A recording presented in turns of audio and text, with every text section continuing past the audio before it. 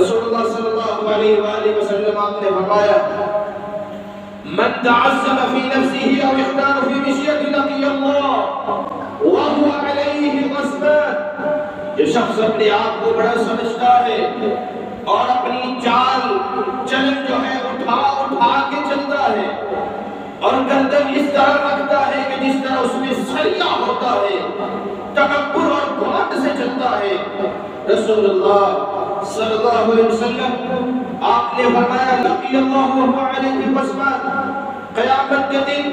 وہ جب رب تعالیٰ کو ملے گا، اللہ ذوالجلال کا قہر اور غضب اس شخص پہ پڑے گا۔ اذا مشق امتی مطیتا، آپ صلی اللہ علیہ وسلم فرماتے ہیں جب میری امت کے لوگ مطیتا ہو جائیں گے، جب میری امت کے لوگ تکبر اور گھمنڈ کرنے لگ جائیں گے، سلی کا شراب ہے علی خیارها، جب نیک لوگوں پہ بد لوگ مسلط ہو جائیں گے، آپ صلی اللہ علیہ وسلم آپ نے فرمایا یحشر المتکبرون کامثال الزر، اللہ رب العزت تکبر کرنے والوں کو چیونٹیوں کی شکل میں اکٹھا کریں گے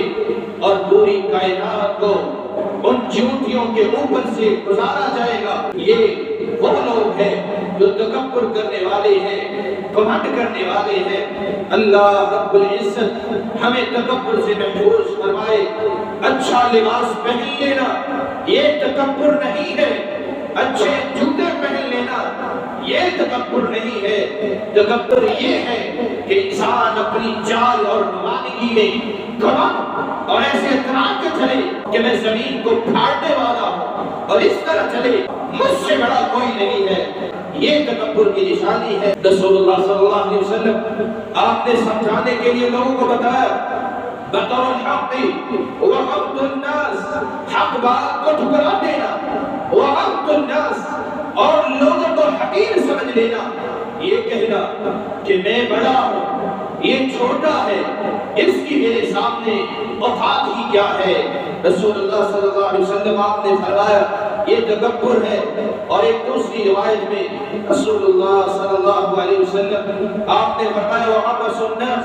اور کسی کو اپنے پلے کا نہ سمجھنا یہ بھی تکبر کی نشانی ہے۔ اللہ رب العزت ہمیں محفوظ فرمائے۔